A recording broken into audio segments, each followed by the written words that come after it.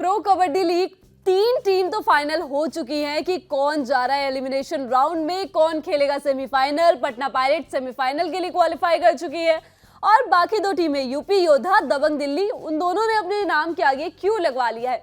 अब और थोड़े से मुकाबले होंगे जिससे पता चलेगा कि फाइनल टॉप 6 टीम कौन सी होने वाली है जो प्रो कबड्डी लीग के सीजन 8 के क्वालिफायर्स में जाने वाली है। कुछ मुकाबले होंगे जिनमें से कुछ टीमों का तो साफ है कि भाई ये तो आगे नहीं बढ़ पाएंगी, तो क्या यही टीमें जो आगे नहीं बढ़ने वाली है वो दूसरों का खेल खराब करने वाली है। इसमें कुछ मुकाबले होंगे।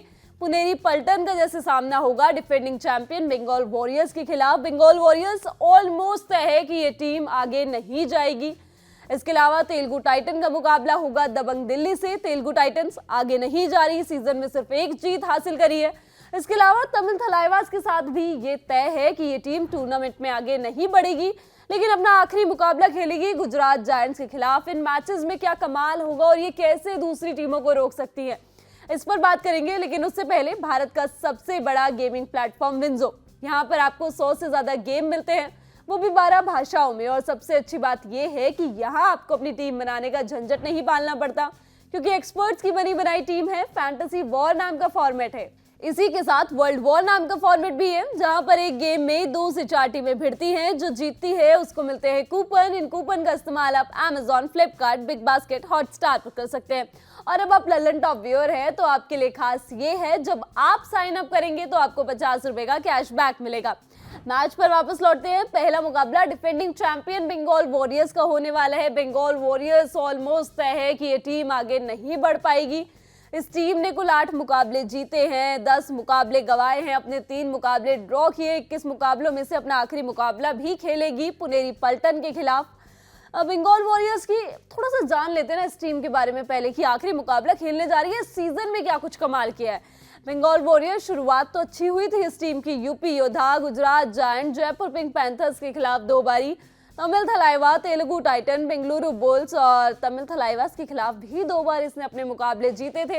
लेकिन कई सारे मुकाबले गंवा दिए, जिसमें बुल्स शामिल रहा, बेंगलुरु बुल्स, दबंग दिल्ली शामिल रहा, पटना पायरेट, हरियाणा स्टीलर, पुनेरी पलटन, यूपी योद्धा, गुजरात जायंट, हरियाणा स्टीलर एक बार फिर से और पटना पायरेट्स, यानी कि कई सारी टीमें रही। और डिफेंडिंग चैंपियन की जो एक असल में कमी थी ना, कि रेडर्स में आपके पास कोई शानदार परफॉर्म करने वाला नहीं था, मनिंदर सिंह को सपोर्ट करने वाला नहीं था, वही कमी इन द एंड आके खली।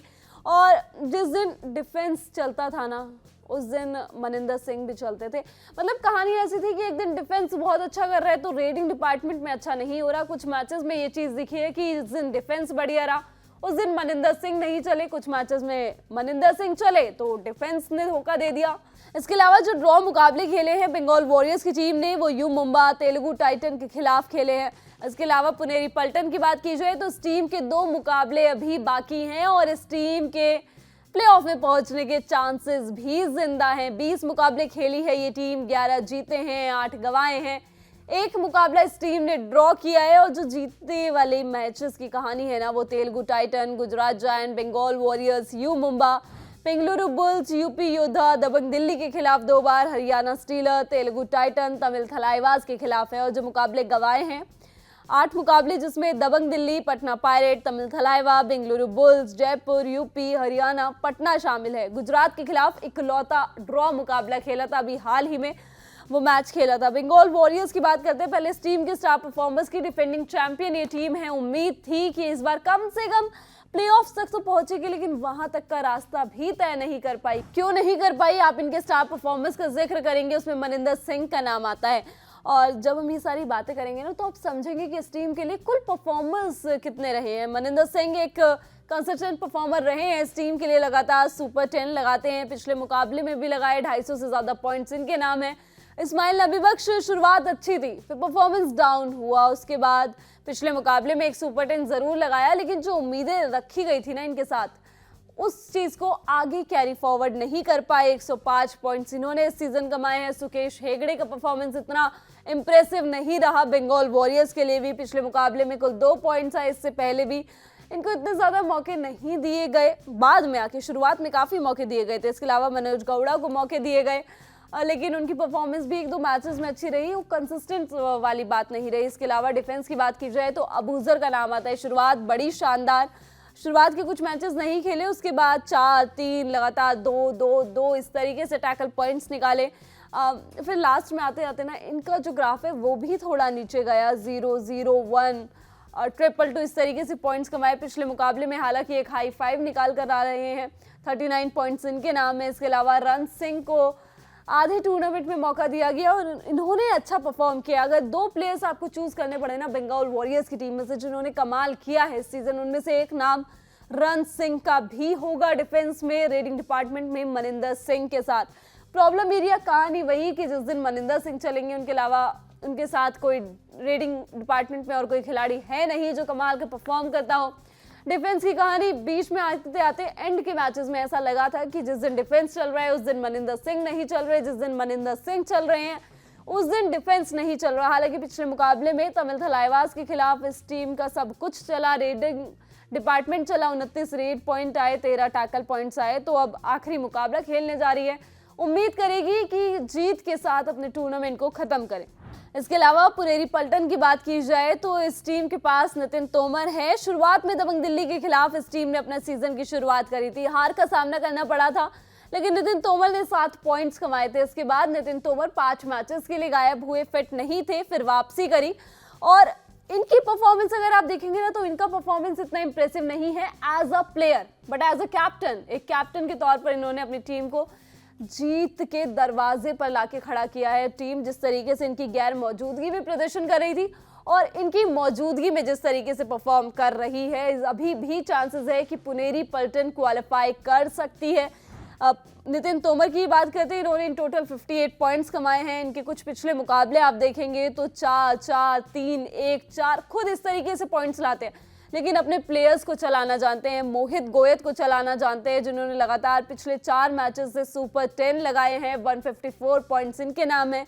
इसके अलावा असलम इनामदार ये भी इस टीम के लिए कंसिस्टेंट परफॉर्मर रहे हैं, बहुत अच्छा परफॉर्म किया है। पिछले मुकाबले में अपने सुपर 10 से मिस हुए, 9 पॉइंट्स कमाए, 163 पॉइंट्स इनके नाम है। डिफेंस की बात करेंगे तो विशाल भारद्वाज शुरुआत में काफी अच्छा खेले थे, ये उसके बाद कुछ मैचेस में इनको बाहर रखा गया। इनके अलावा जब भी इनको मौके दिए गए, बाहर रखने के बाद जब टीम में इनकी एंट्री करवाई तो हर मैच में इन्होंने परफॉर्म करके दिया है। पिछले मुकाबले में भी 4 टैकल पॉइंट्स निकाले, उससे पहले भी एक हाई 5 निकाल चुके हैं, 40 पॉइंट इनके नाम है। इसके अलावा अविनेश ने इस टीम के लिए अच्छा किया है, कभी कभी रेटिंग डिपार्टमेंट में भी काम करते हैं, 47 पॉइंट्स इनके नाम है। इसके अलावा सोमवीर और संकेत सावंत को बीच थोड़े टाइम बाद मौके दिए गए तो इन्होंने भी इस टीम के लिए अच्छा किया है। सोमवीर पिछले मुकाबले में 3 टैकल पॉइंट्स निकाल कर ला रहे हैं। प्रॉब्लम एरिया जो है ना वो कहानी यहाँ की रुकती है कि इस टीम में थोड़ा सा नितिन तोमर की तरफ से भी पॉइंट्स आए ना तो कमाल हो जाए। इसके अलावा स्क्वाड की बात कर लेते हैं। पुनेरी पल्टन ज़्यादा कुछ बदलाव करेगी नहीं। नितिन तोमर, असलम इनामदार, मोहित गोयत इस टीम का रेटिंग डिपार्टमेंट संभालेंगे। डिफेंस में विशाल, अविनेश, सोमवीर और संकेत सावंत रहेंगे। दूसरी तरफ अगर आप बंगाल वॉरियर्स की कहानी देखेंगे तो मनिंदर सिंह, इस्माइल नबी बख्श, सुकेश हेगड़े पक्के प्लेयर्स है जो इस टीम में अपनी जगह बनाएंगे। सुकेश हेगड़े की जगह आप मनोज गौड़ा को रख सकते हैं। डिफेंस की बात की जाए तो रण सिंह, अबूजर, विशाल माने और अमित। लास्ट इनकाउंटर जब इन दो टीमों का पहले सामना हुआ था तो क्या हुआ था, उस मैच में बिना पुनेरी पल्टन ने बंगाल वॉरियर्स को हराया था। उस मैच में बंगाल वॉरियर का डिफेंस बिल्कुल नहीं चला था। कुल 2 टैकल पॉइंट्स टीम ने हासिल किए थे और 25 रेड पॉइंट अपने साथ लिए थे। इसके अलावा पुनेरी पल्टन की बात की जाए तो इस टीम ने 20 रेड और 13 टैकल पॉइंट्स। पहले डिफेंडिंग चैंपियन बंगाल वॉरियर्स की परफॉर्मेंस पर ही बात करते हैं। 2 टैकल पॉइंट्स निकाले थे जिसमें अबूजर के खाते में दोनों टैकल पॉइंट गए थे और जो रेटिंग डिपार्टमेंट था उसमें मनिंदर सिंह के नाम 13, आकाश पिकल मुंडे के नाम 8 और इस्माइल नबी बख्श के नाम 4 पॉइंट्स रहे थे। वहीं दूसरी तरफ पुनेरी पल्टन की कहानी देखेंगे तो अविनेश के नाम एक हाई 5 रहा था, 5 पॉइंट्स उन्होंने निकाले थे। उनके साथ विशाल के नाम 2 और सोमवीर और करमवीर ने एक टैकल पॉइंट निकाला था। और दूसरी तरफ रेटिंग डिपार्टमेंट देखेंगे आप इस टीम का तो असलम इनामदार स्टार परफॉर्मर रहे थे अपनी टीम के लिए, 17 पॉइंट्स निकाले थे। मोहित के नाम 3 पॉइंट्स रहे थे जिसमें 2 टैकल पॉइंट्स थे और नितिन तोमर के नाम 3 पॉइंट्स रहे थे। ये पिछले मैच की कहानी थी, लेकिन इस मैच में बैटल किन खिलाड़ियों के बीच में देखने को मिलेगा? Raider versus defender, Maninder Singh versus Avinesh. इन दोनों के पिछले मुकाबले की बात की जाए तो दोनों ने बढ़िया परफॉर्म किया। अविनेश ने 5 पॉइंट्स निकाले, हालांकि वो रेडिंग के जरिए भी आए, और मनिंदर सिंह ने एक सुपर 10 लिया। पिछले एनकाउंटर की बात करेंगे तो मनिंदर सिंह ने सुपर 10 लगाया, तो अविनेश ने भी एक हाई 5 निकाला और पिछले मुकाबले में भी कमाल किया। इन टोटल पॉइंट्स भी दोनों टीमों के, दोनों प्लेयर्स के अच्छे हैं। 250 से ज्यादा पॉइंट्स मनिंदर सिंह के नाम है, 47 पॉइंट्स अविनेश के नाम है। वॉच आउट प्लेयर्स की बात भी कर लेते हैं। पुनेरी, पल्टन, असलम इनामदार और अविनेश इस टीम के मस्ट वॉच प्लेयर्स होंगे। इनके अलावा नितिन तोमर पे तो ऑब्वियसली नजरें रहेंगी ही रहेंगी। अविनेश पिछला मुकाबला अच्छा गुजरा था, अविनेश के अलावा असलम इनामदार का भी पिछला मुकाबला अच्छा गुजरा। इसके अलावा अगर आप दूसरी तरफ की कहानी देखेंगे बंगाल वॉरियर्स की, तो मनिंदर सिंह से उम्मीदें रहेंगी एक और सुपर 10 की, जाते जाते एक और सुपर 10 लगाए, और रन सिंह से खास तौर पे उम्मीदें रहेंगी कि जल्दबाजी ना करते हुए बढ़िया टैकल पॉइंट्स निकाले, एक हाई 5 अपने नाम किए। इसके बाद एक और मुकाबला होगा तेलुगु टाइटन का दबंग दिल्ली के साथ। दबंग दिल्ली नंबर 2 के पायदान पे है, क्वालिफाई कर चुकी है। चांसेस हैं कि ये टीम जो है सेमीफाइनल की बर्थ अपनी पक्की कर सकती है अगर तेलुगु टाइटन को हरा देती है तो।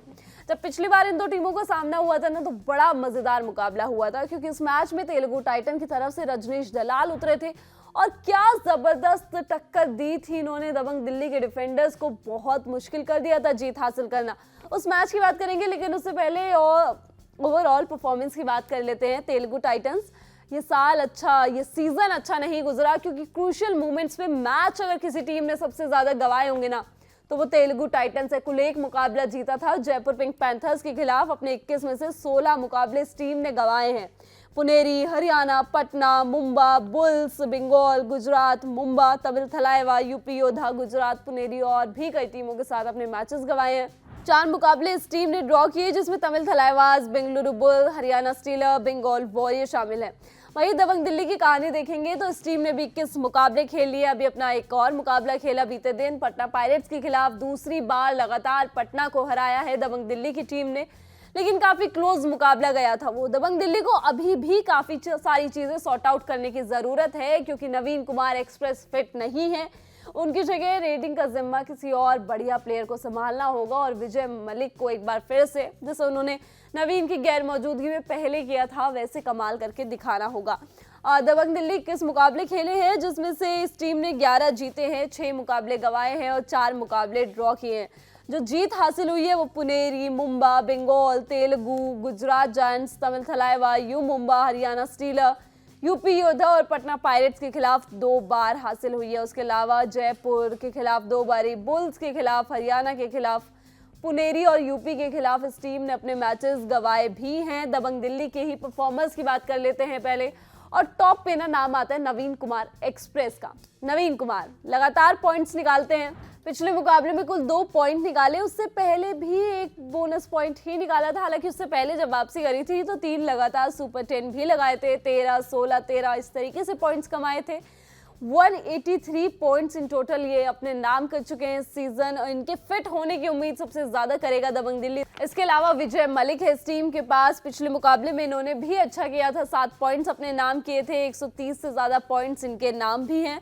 और आशु मलिक, नीरज नरवाल एक साइड में अच्छा बैलेंस बनाने की कोशिश करते हैं टीम के लिए, रेडिंग डिपार्टमेंट में हेल्प करते हैं विजय मलिक की या फिर नवीन कुमार एक्सप्रेस की। डिफेंस की बात की जाए, जोगिंदर सिंह नरवाल पिछले मुकाबले में नहीं उतरे, लेकिन इनसे काफी कुछ उम्मीदें रहेंगी कि अब क्रूशियल मैच है उसमें उतरे और अपनी टीम को सेमीफाइनल की बर्थ तक लेके जाए।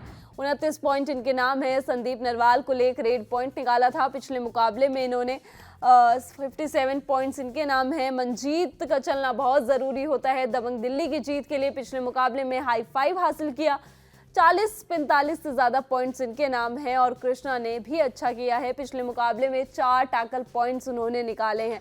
प्रॉब्लम एरिया क्या है इस टीम का कि उम्मीद करेगी कि नवीन जल्दी से फिट हो। इसके साथ जो अपना टीम का बैलेंस है ना, वो एक बार फिर से सेट करने की जरूरत है दबंग दिल्ली को, क्योंकि जिस तरीके से अभी इसने आखिरी 2-4 मुकाबले खेले हैं, उस तरीके से ट्रॉफी के करीब तो नहीं पहुंच पाएगी अगर इस बार ट्रॉफी उठानी है तो।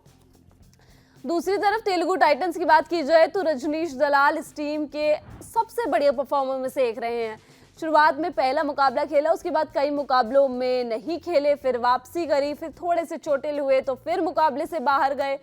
तो इनका ये थोड़ा अंदर बाहर लगा रहा। पिछले मुकाबले में भी नहीं खेले तो इनके आने की उम्मीद करेगी तेलुगु टाइटंस। 111 पॉइंट्स इनके नाम है। ये जब भी आते हैं ना अपनी तरफ से 100% देखे जाते हैं, अपनी तरफ से पॉइंट्स कमा के जाते हैं, लेकिन एंड में जो स्लिप करने की आदत है ना कि आप मैच ऐसे गवा देते हो, उस चीज़ से उबरना होगा तेलुगु टाइटंस की टीम को। अंकित बेनीवाल है इस टीम की परफॉर्मर, 116 पॉइंट्स इनके नाम है। और इसी के साथ राकेश गौड़ा, इन्होंने पिछले मुकाबले में 1 पॉइंट निकाला। आदर्श ने 6 पॉइंट्स निकाले थे। डिफेंस की बात की जाए तो संदीप कंडोला और सुरेंद्र सिंह इस टीम के स्टार परफॉर्मर्स है। सुरेंद्र ने पिछले मुकाबले में 3 पॉइंट्स निकाले थे, 28 पॉइंट इनके नाम है। संदीप कंडोला के नाम 42 पॉइंट है। प्रॉब्लम एरिया यही है कि आप क्रूशियल मोमेंट पे ना अपने मुकाबले गवा देते हो, आप एंड मोमेंट पे कैसे स्लिप कर जाते हो। कई अच्छे चांसेस थे तेलुगु टाइटंस के पास कि वो अपना मैच जीत जाती, लेकिन वहां से उन्होंने अपने मैचेस को गवाया है। स्क्वाड की बात की जाए दबंग दिल्ली के लिए तो नवीन कुमार, विजय मलिक और मंजीत को मैं पर्सनली देखना चाहूंगी। मंजीत ने इस टीम के लिए अच्छा किया है। ये मंजीत चिल्लर नहीं है, ये रेडिंग डिपार्टमेंट वाले मंजीत है। इसके अलावा डिफेंस में मंजीत चिल्लर, जोगिंदर सिंह नरवाल और कृष्ण और संदीप नरवाल। जीवा अगर कोई नहीं चलता तो सब्स्टिट्यूट करके always an option available for Delhi Dabang Delhi, मतलब यानी कि एक ऑप्शन हमेशा से जीवा के रूप में दबंग दिल्ली के पास है। दूसरी तरफ तेलुगु टाइटंस की बात की जाए तो रजनीश दलाल, अंकित बेनीवाल, गल्ला राजू को प्राइम रेडर्स के तौर पर। गल्ला राजू डिफेंस में भी अच्छा करते हैं, टैकल पॉइंट्स भी निकालते हैं। और डिफेंस की बात की जाए तो संदीप कंडोला, इनसे उम्मीद की जाएगी कि इनको आखिरी मुकाबले में खिलाया जाए।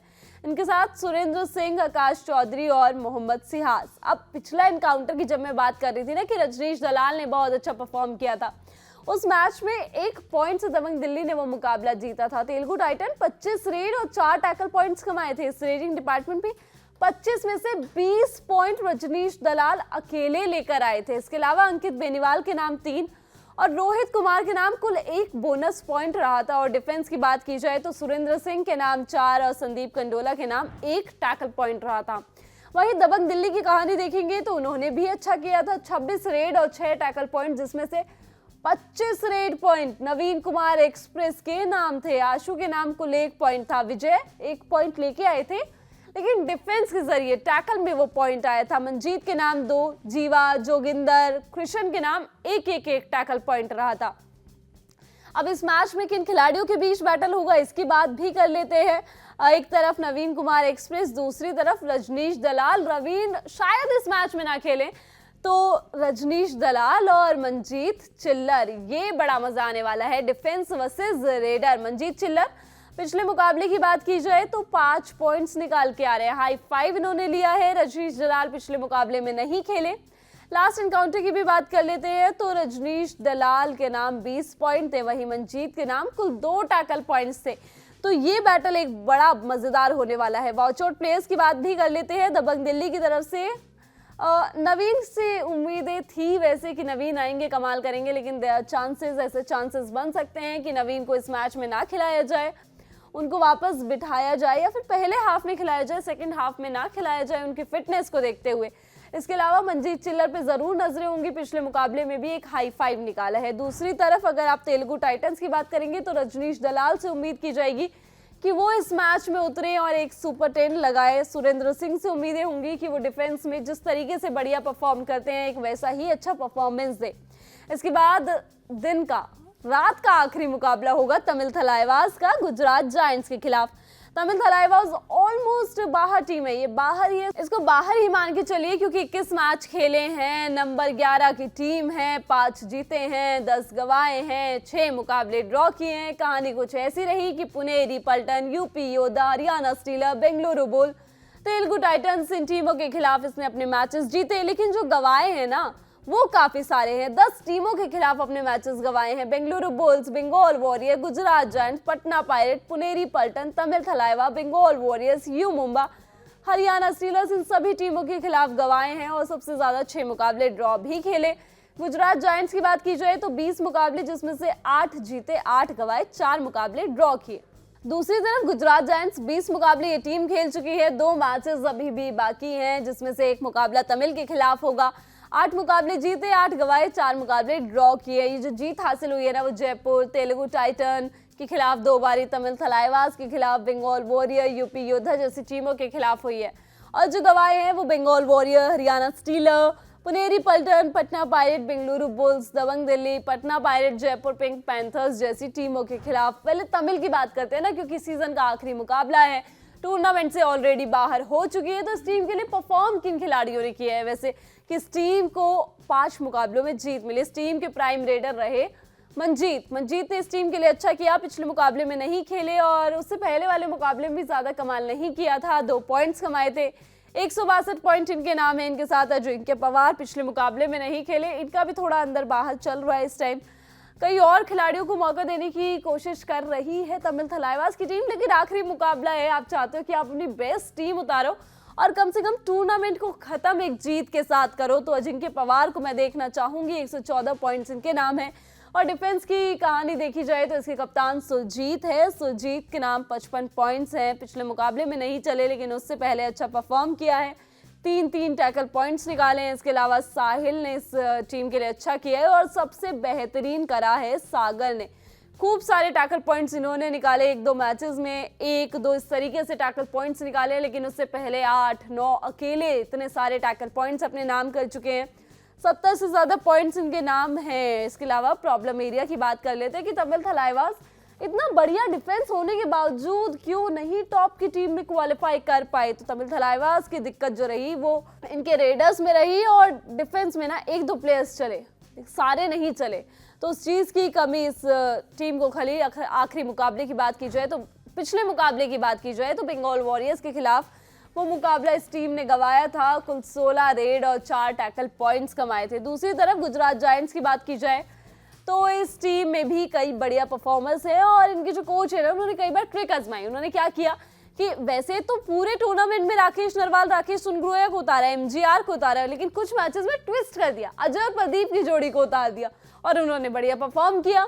तो इस मैच में क्या कुछ कमाल होगा? काफी सारे रेडिंग ऑप्शंस हैं, तो कुछ भी यूज कर सकते हैं गुजरात जायंट्स की टीम। राकेश नरवाल पिछले 2 मैचेस से इनको मौका नहीं मिला है, 89 पॉइंट्स इनके नाम है। इसके अलावा राकेश सुनग्रोया पिछले मुकाबले में एक सुपर 10 लगाया, 100 पॉइंट्स इनके नाम भी हो चुके हैं। अजय से उम्मीदें रहेंगी, प्रदीप को मौके दिए जाएंगे, एमजीआर को मौके दिए जाएंगे। पिछले मुकाबले में 3 पॉइंट्स निकाले उन्होंने, 43 पॉइंट्स उनके नाम है। इसके अलावा डिफेंस की बात करेंगे तो गिरीश शर्नाक से काफी कुछ उम्मीदें की जाएंगी। पिछले मुकाबले में कुल 1 पॉइंट निकाला था, लेकिन उससे पहले लगातार 2 हाई फाइव इन्होंने अपने नाम किए थे, 36 पॉइंट इनके नाम है। परवेश बेंसवाल से उम्मीदें होंगी, 43 पॉइंट्स इनके नाम है। टीम के काफी सीनियर प्लेयर हैं और साथ में सुनील कुमार से भी 26 टैकल पॉइंट्स इनके नाम है। बीते 2 मुकाबलों में 1-1 टैकल पॉइंट इन्होंने लगाया है। प्रॉब्लम एरिया की बात की जाए इस टीम की तो अपना पिछला मुकाबला पुनेरी पल्टन के खिलाफ टाई खेलकर आ रही है 31-31 से। तो पार्टी स्पॉइलर जरूर बन सकती है तमिल थलाइवास की टीम गुजरात जायंट्स के लिए, या गुजरात जायंट्स भी बन सकती है जो ऊपर टॉप पे बैठी है ना, इनसे 1-2 पायदानों पर, उनके लिए। स्क्वाड की बात भी कर लेते हैं अब। गुजरात जायंट्स, राकेश नरवाल, राकेश सुनग्रोया, अजय, प्रदीप, एमजीआर, काफी सारे ऑप्शंस आपके पास रेडिंग डिपार्टमेंट में है, आप स्विच कर सकते हैं। इसके साथ डिफेंस की बात की जाए तो गिरीश शर्नाक, परवेश बेंसवाल, सुनील कुमार और हादी ओस्त्रोक इस टीम के डिफेंडर्स होंगे। इसके अलावा तमिल की बात की जाए तो मनजीत और अजिंक्य पवार को तो मैं उतरते हुए देखना चाहूंगी। उनके साथ हिमांशु एक टीम के साथ भी चले जाते हैं, एक प्लेयर जिनको ये बीते 2 मैचेस से मौका दे रहे हैं। और डिफेंस में सुरजीत, सागर, मोहित, साहिल। पिछले मुकाबले में क्या हुआ था जब ये 2 टीमें पहले टकराई थी, तो उस मुकाबले में ना गुजरात जायंट्स की टीम ने 2 पॉइंट से तमिल थलाइवास को हराया था। 37-35 स्कोर बोर्ड रहा था।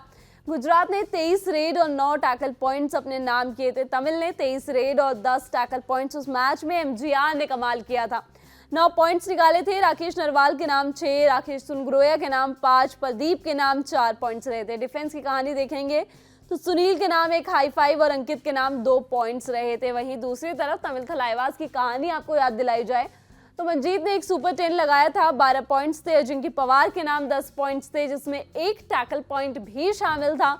इसके अलावा भवानी राजपूत के नाम 2 पॉइंट्स थे। डिफेंस की कहानी आप देखेंगे तो सागर के नाम 1 और हाई फाइव, 6 पॉइंट्स थे।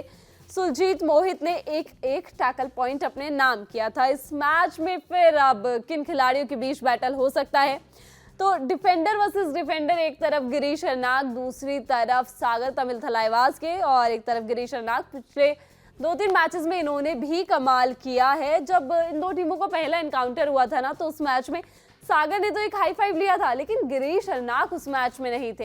लेकिन पिछले मुकाबले में दोनों ही खिलाड़ी थोड़ा सा हल्का हल्का खेल के आ रहे।